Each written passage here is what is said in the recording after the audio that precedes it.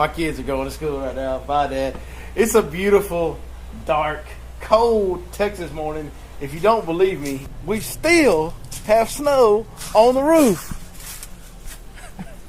So the kids are off to school, and I'm off to go see Mr. Heath Taylor, Smash Tech Custom Baits. Old Red's going to stay behind us when we're going to go climb in the Smash machine with the Smash captain. I don't even know what lake we're going to. He lives way out in Deep East Texas. He's literally surrounded by lakes. I'm not even sure where we're going. We just talked yesterday. I said, you want to fish? He said, yeah. So I said, I'm coming. We're off to Deep East Texas. Don't know where we're going to end up. Very cold temperatures. Probably going to be horrible fishing. So you guys just, stay tuned. It should be real fun.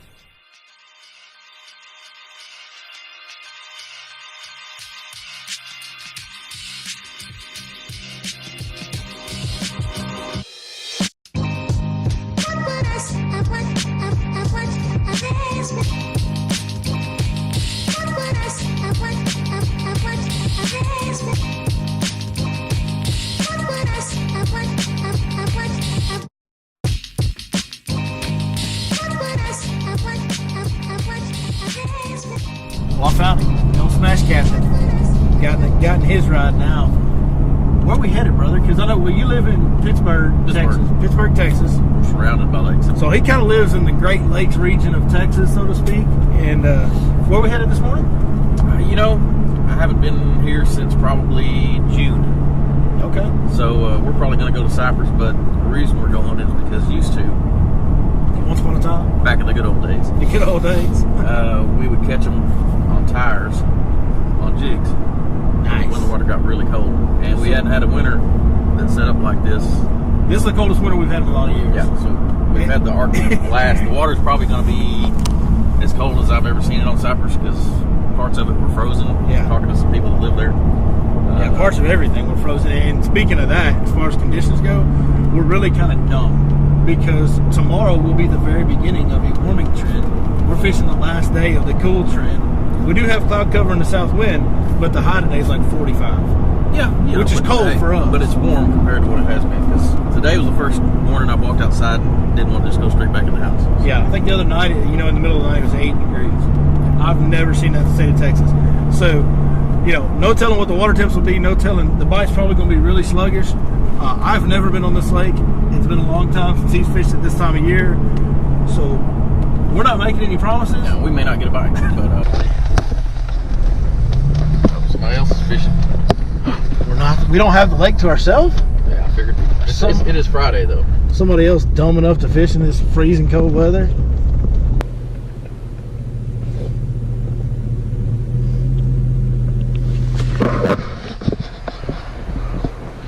In case you didn't believe me about how cold it's been, all the snow and ice and stuff was 5 days ago. That's still there. That's solid ice on the corner of the boat ramp in East Texas.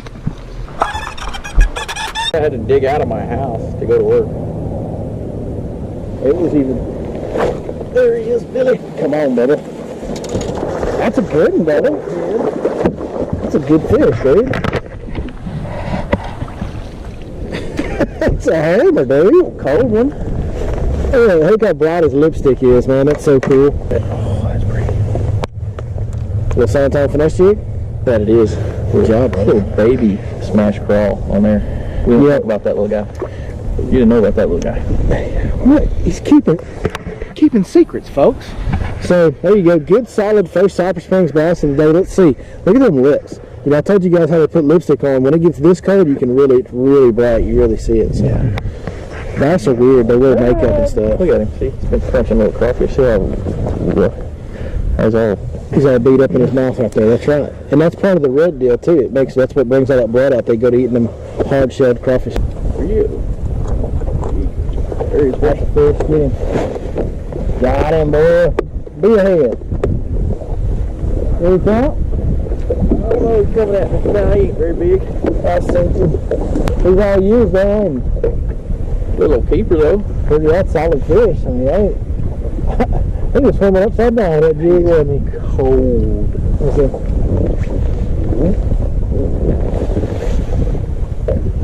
Oh yeah, that junk is frozen stiff. Good job, Heath. Got my hand out now. Yeah, no kidding.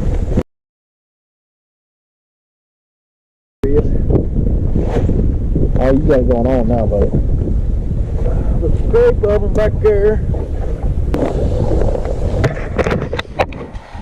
Fat. Woo! That fish is. Looky there, he's a bottom lipper too.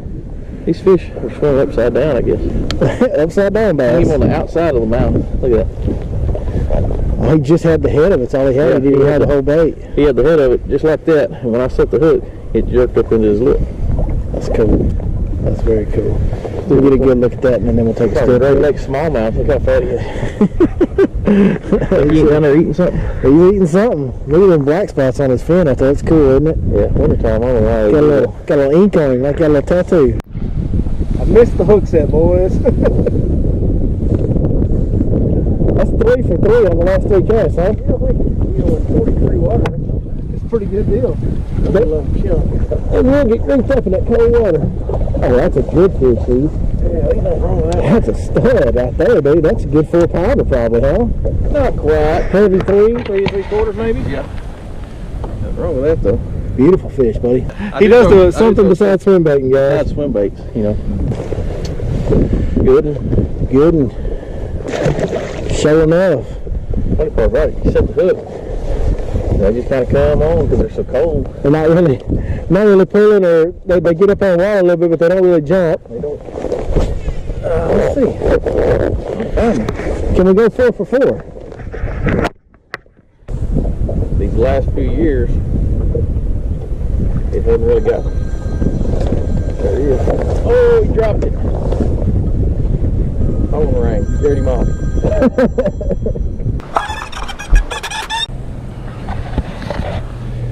Well, guys, our jig bite comes out. Well, I never had a jig bite, but Heath Taylor had a jig bite going on Cypress Springs this morning. You know what? 40-degree water, some of the most severe weather I've ever seen in my life in Texas. We're at the end of that cooling trend, so 4 bites, 3 of them pretty quality bites. Not a bad way to start the morning, but the jig bite faded. We're at about early afternoon now, 1 o'clock. Like I said, Heath is surrounded by lakes, so we actually picked up, drove 5-10 minutes down the road, and we're here. One of my old favorite haunts that you guys have seen on the channel before, Lake Monticello. But we talked to you guys a little bit in the fall. They closed that plant down. They shut down. They do not generate power out of it anymore. And what's really crazy, I'm fixing to show you something that I've never seen. I've been coming to Monticello for a long time. This is the dock where I normally pick my customers and my buddies up when I'm at Monticello. How far above the water line am I now? About 6 inches, Heath? Yeah. 2 weeks ago we were out here and the water was up here. It's full. So they've dumped some water out of it somehow, some way. Yeah, evidently. Because it's about, I mean, I'm going to say it's at least, I'm 6 foot tall, buddy. It's at least 4.5 foot low. Yeah, see, I went over to Sandlin the other day and I was sitting there thinking to myself, all the stumps were underwater. All right, I said, man, I didn't think we had that much rain. Sandlin came up. And Sandlin came up. Well, so for those of you guys that don't understand, this lake, the dam on this lake, much like Cypress Springs, the dam on this lake is connected to Bob Sandlin. This lake flows directly into Bob Sandlin. They can dump into Sandlin. Well, evidently they did. They did a lot. Because if you've been coming here since you were a kid, you grew up in this area. You've been here since you were I've never ever seen knee-high, ever. And you've never seen anything close to this.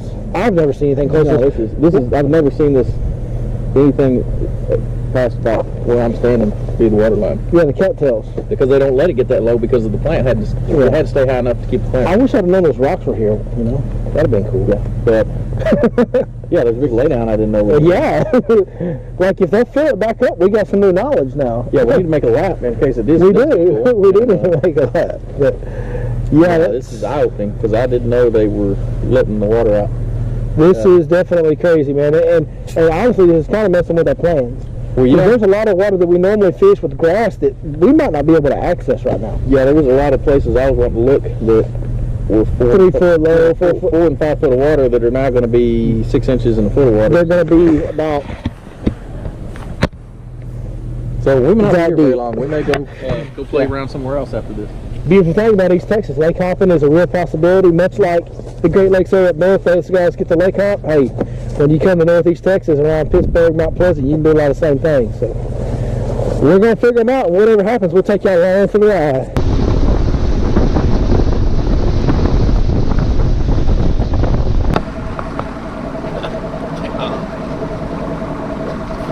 Wow.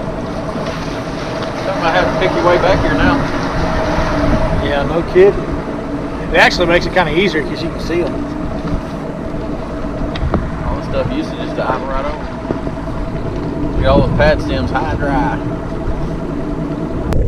Well, that was weird. Yeah, it was not what I was wanting to do.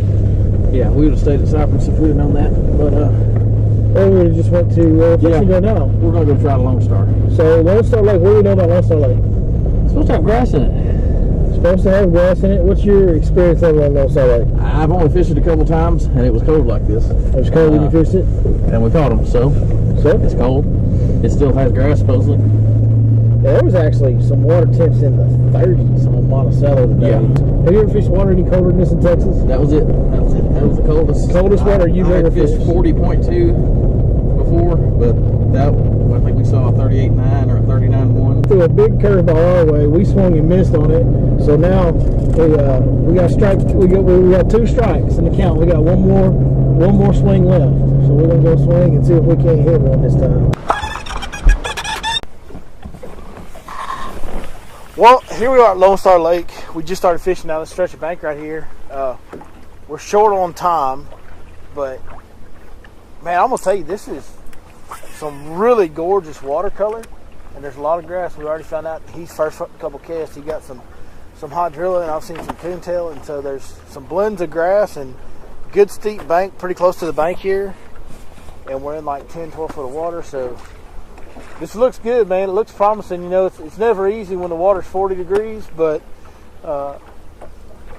this is more along the lines of what I would think would be good. Grass growing out in 6, 7, 8 foot of water. Yeah, that's what we were hoping. 10 foot of water, 12 foot of water close by. We were hoping to fish. Yes. In Monticello. Yeah, and this water's it's way clearer than Monticello. This water's really clear. So we're gonna have to come back out here with some big baits at some point, brother. Yeah, we'll have to hit this up in the spring time. Because this got this much grass and clear water, there's a swim bait bite that goes down here. I promise you at some point there is. But we're going to see if we can't get one on the board for y'all.